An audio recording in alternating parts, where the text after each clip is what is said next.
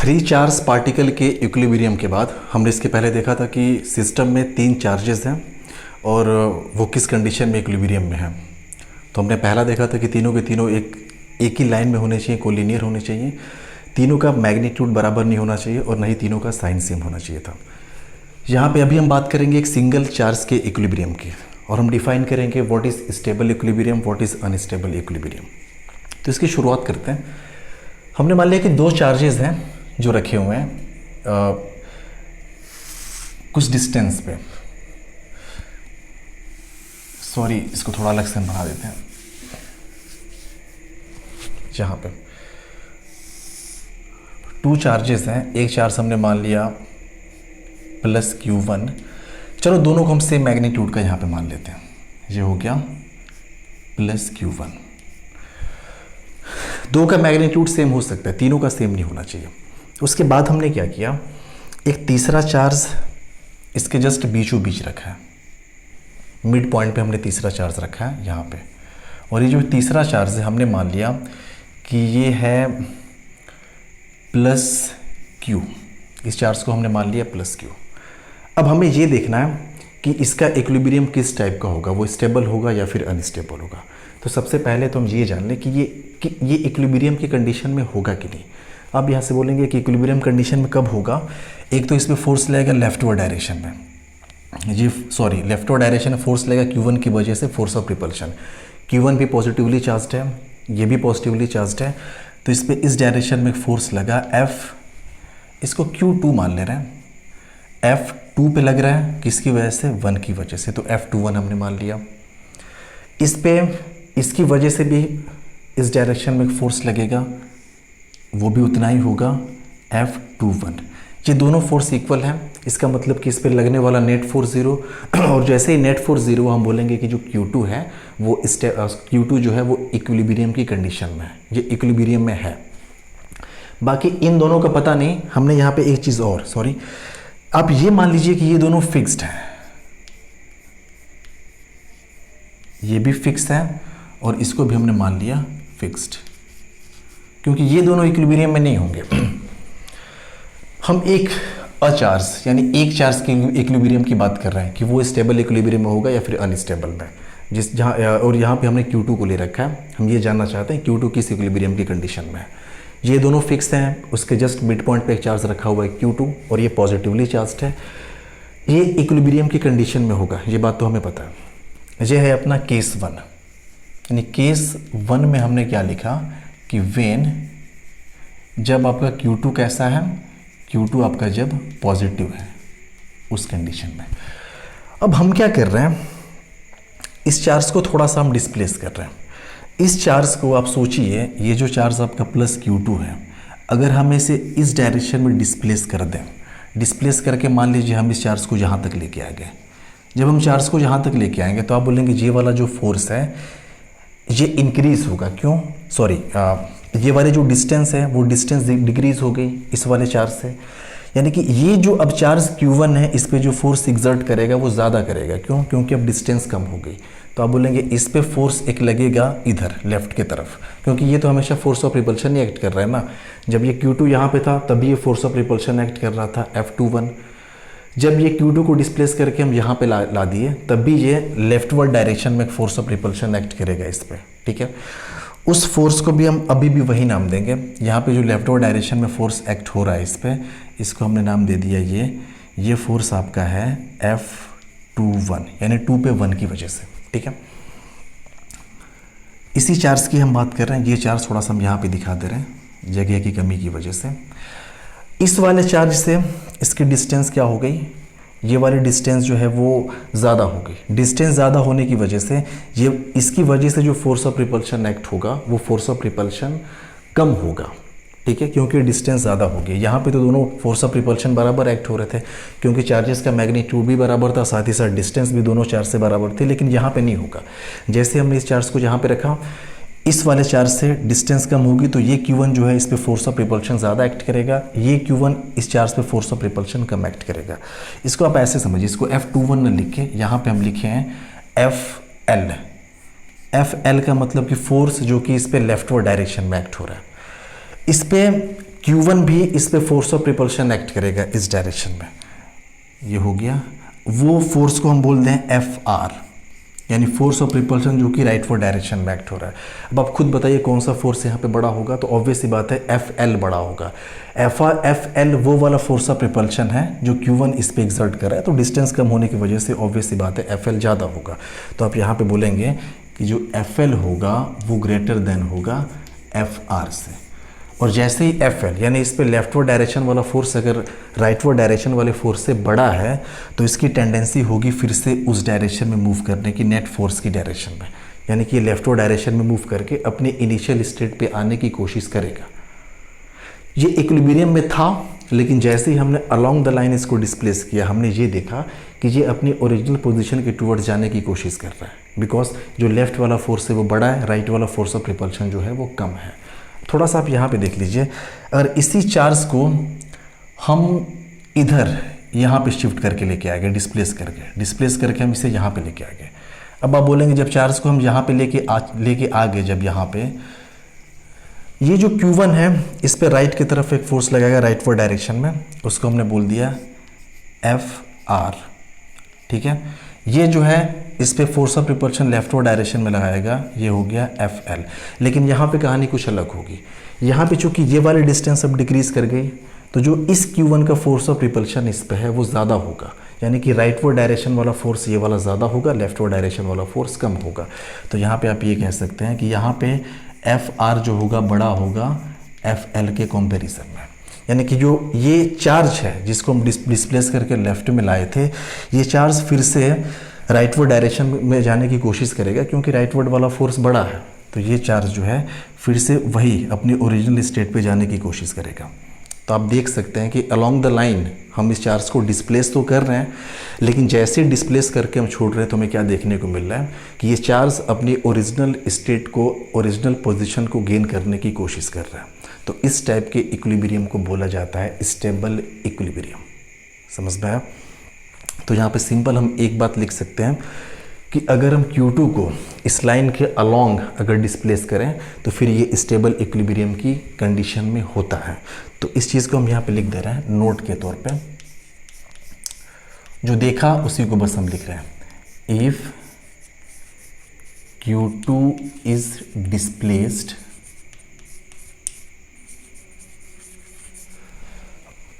along line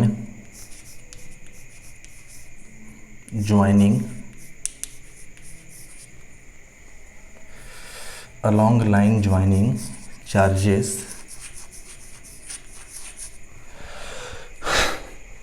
then it will be in stable equilibrium,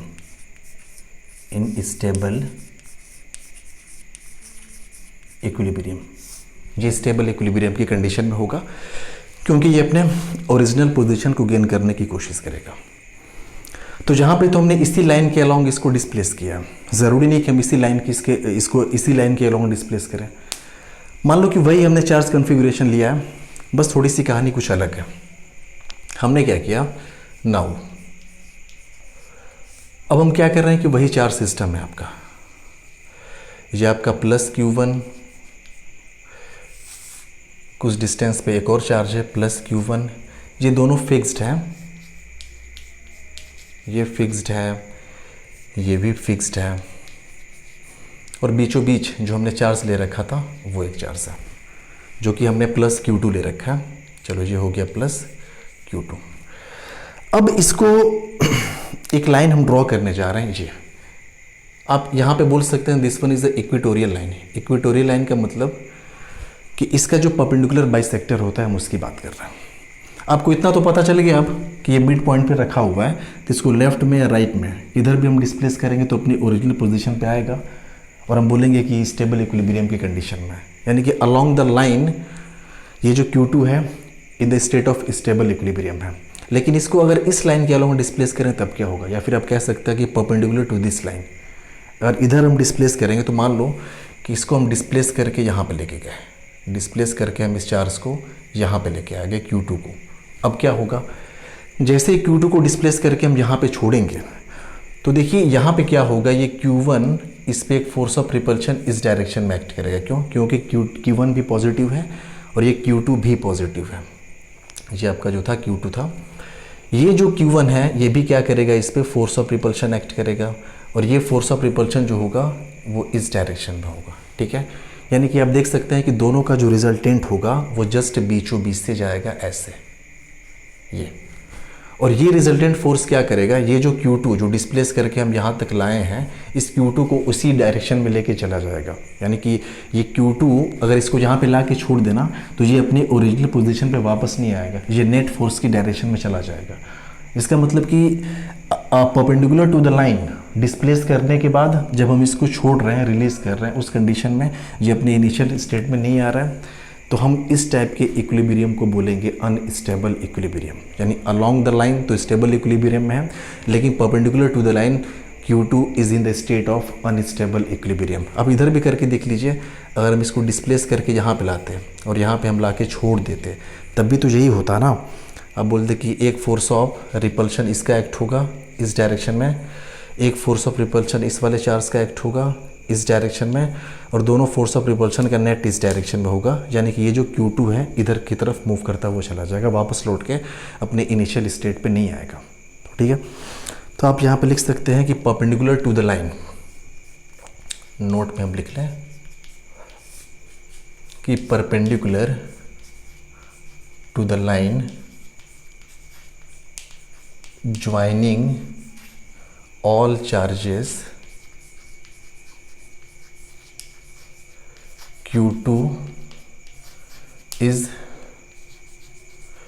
in the state of unstable equilibrium. Unstable equilibrium.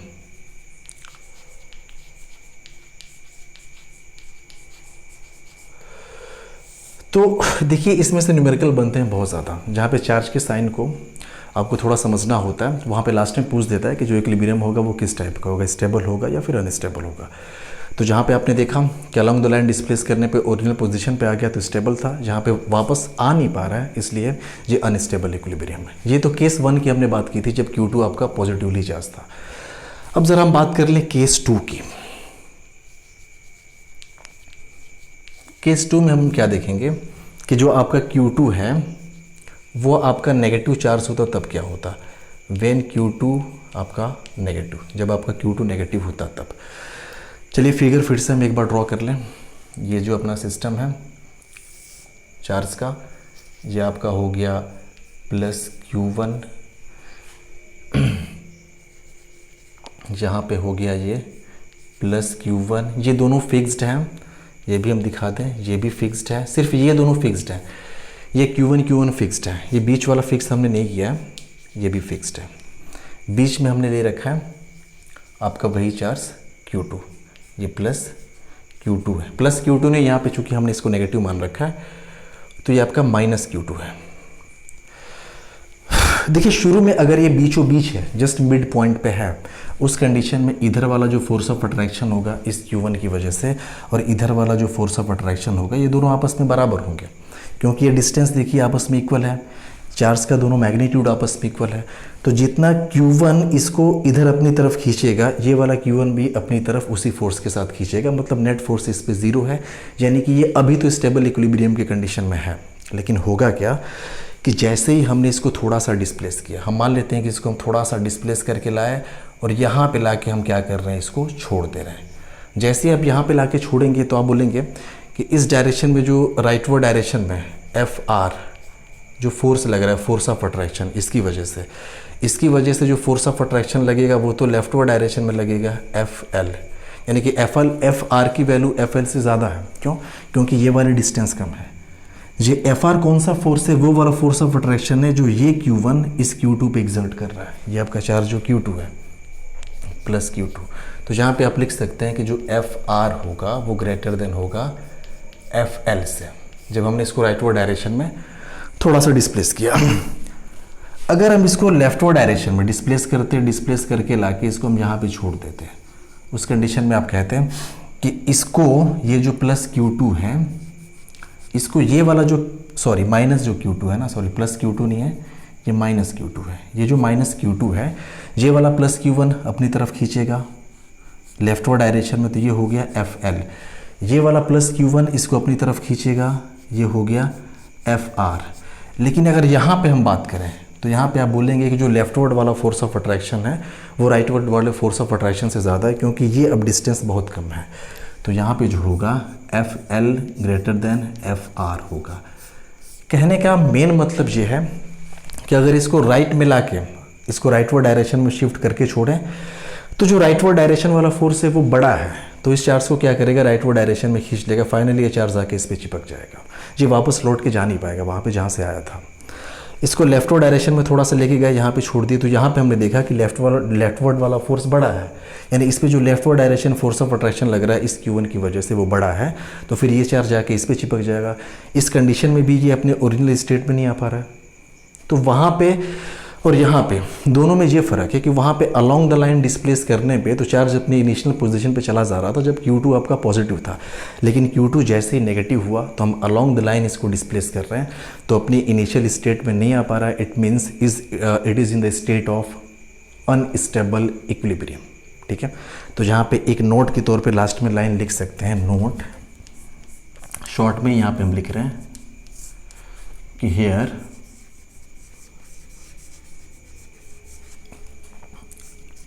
Along the line के along जो होगा minus Q2 is in unstable equilibrium, unstable equilibrium. ठीक है, उससे just ये उल्टा यहाँ पे आपको देखने को मिलेगा। अब चलिए फिर से देख लेते हैं, अगर इक्वेटोरियल लाइन के अलोंग डिस्प्लेस करें तब क्या होगा, चलो वो भी देख लेते हैं। वही चार्ज सिस्टम हम ले रहे हैं, ये आपका हो गया प्लस Q1, ये भी आपका हो गया प्लस Q1, और ये जो चार्ज है ये माइनस Q2 था, इसको हम इस लाइन के अलोंग डिस्प्लेस कर रहे हैं। आपकी बार इस लाइन के अलोंग हम क्या किए, इसको डिस्प्लेस करके यहाँ पे लेके गए, और जैसे ही यहाँ पे ले जाके हम छोड़ेंगे तो देखिए होगा क्या, यहाँ पे हम लेके गए डिस्प्लेस करके। अब आप बोलेंगे इस पर एक फोर्स ऑफ अट्रैक्शन एक्ट होगा इस प्लस Q1 की वजह से, चूँकि ये नेगेटिव है, ये माइनस Q2 था ना जिसको हम डिस्प्लेस करके यहाँ पे ले आके छोड़े, तो इस पर एक फोर्स ऑफ अट्रैक्शन एक्ट होगा इस लाइन के अलोंग। ठीक है, ये F, ये भी Q1 इस पर एक फोर्स ऑफ अट्रैक्शन एग्जर्ट करेगा इस लाइन के अलोंग, ये हो गया F। इन दोनों का जो रिजल्टेंट होगा वो होगा डाउनवर्ड डायरेक्शन में नीचे की तरफ, ये हो गया रिजल्टेंट, और ये रिजल्टेंट क्या करेगा, इसको अपने ओरिजिनल स्टेट में लेके आ जाएगा। अगर ये मिड पॉइंट O हमने मान लिया तो हम इसको लेके गए, चार्ज को डिस्प्लेस करके यहाँ पे ले आके छोड़ दिया। जैसे ही छोड़ा तो हमने देखा कि इस पर जो लगने वाला रिजल्टेंट फोर्स था वो इसको उसके ओरिजिनल स्टेट में लाने की कोशिश कर रहा है और लेके आ जाएगा। ऐसा ही अगर इसको नीचे की तरफ भी हम लेके आते ना, अगर इसको हम नीचे की तरफ डिस्प्लेस करके मान लीजिए यहाँ पे लेके आए और यहाँ पे लाके हमने छोड़ दिया, ये जो माइनस Q2 था आपका, माइनस Q2, यहाँ पर भी वही होगा। आप देख सकते हैं कि ये वाला जो प्लस Q1 है इस डायरेक्शन में फोर्स लगाएगा, ये वाला जो प्लस Q1 है ये भी फोर्स ऑफ अट्रैक्शन इस डायरेक्शन में लगाएगा, लगने वाला नेट फोर्स अभी ऊपर की तरफ है। इसका मतलब कि इस इक्वेटोरियल लाइन के अलोंग चाहे हम ऊपर ले आके ऊपर डिस्प्लेस करके छोड़ें या फिर नीचे डिस्प्लेस करके छोड़ें इस माइनस Q2 को, फाइनली जो इस पे नेट फोर्स लगने वाला है वो लग रहा है towards the original position, towards the initial position of the charge Q2, जहाँ पे इसकी इनिशियल पोजीशन थी उसी के टुवर्ड्स लग रहा है, और इस फोर्स की वजह से ये अपने इनिशियल स्टेट में आ जाएगा जैसे ही हम इसको ले जाके डिस्प्लेस करके छोड़ेंगे। तो इस टाइप के इक्विलिब्रियम को बोलेंगे हम लोग स्टेबल इक्विलिब्रियम, यानी कि यहाँ पे जो perpendicular to the line equilibrium हमें देखने को मिल रहा है वो किस टाइप का है, स्टेबल इक्विलिब्रियम है। तो आप लिख सकते हैं कि here perpendicular to line minus Q2 is in stable equilibrium. ठीक है ना, हम इसको डिटेल में नहीं लिख रहे हैं, शॉर्ट में लिख रहे हैं, जगह की थोड़ी सी कमी है इस वजह से। तो ये पूरी कहानी आई होप आपको समझ में आ गई होगी। यहाँ पे सिर्फ और सिर्फ हमने एक चार्ज पार्टिकल के इक्विलिब्रियम की बात की है और वो था आपका Q2। ये प्लस Q1, ये प्लस Q1, हम तीनों के इक्विलिब्रियम की बात नहीं कर रहे, ये दोनों फिक्स है। हमें सिर्फ ये देखना है कि ये इक्विलिब्रियम में है कि नहीं, और है तो किस टाइप का इक्विलिब्रियम है। तो हमने देखा कि अलोंग द लाइन इसको डिस्प्लेस करने पे हमने देखा कि इसको अलोंग द लाइन जब Q2 पॉजिटिव था तो डिस्प्लेस कर रहे थे तो ओरिजिनल स्टेट में आ जा रहा था, स्टेबल इक्विलिब्रियम। इक्वेटोरियल लाइन के अलोंग डिस्प्लेस करने पे नहीं आ पा रहा था, अनस्टेबल इक्विलिब्रियम। और जैसे ही Q2 नेगेटिव हुआ तो अलोंग द लाइन ये अनस्टेबल इक्विलिब्रियम में था। इसको हम राइटवर्ड डायरेक्शन में शिफ्ट किए तो राइट वाला फोर्स ऑफ अट्रैक्शन बढ़ गया, उसने राइट की डायरेक्शन में इसको खींच लिया, वापस आ नहीं पाया। ऐसे लेफ्ट के डायरेक्शन में हमने इसको डिस्प्लेस करके छोड़ा तो लेफ्टवर्ड डायरेक्शन वाला फोर्स ऑफ अट्रैक्शन ज़्यादा था तो ये मूव करके चला जाएगा लेफ्टवर्ड डायरेक्शन में, वापस जा नहीं पाएगा अपने ओरिजिनल स्टेट में। और अलोंग द लाइन आप देख सकते हैं यहाँ पे it is in the state of stable equilibrium. तो इक्विलिब्रियम के कॉन्सेप्ट में सिर्फ इतना ही।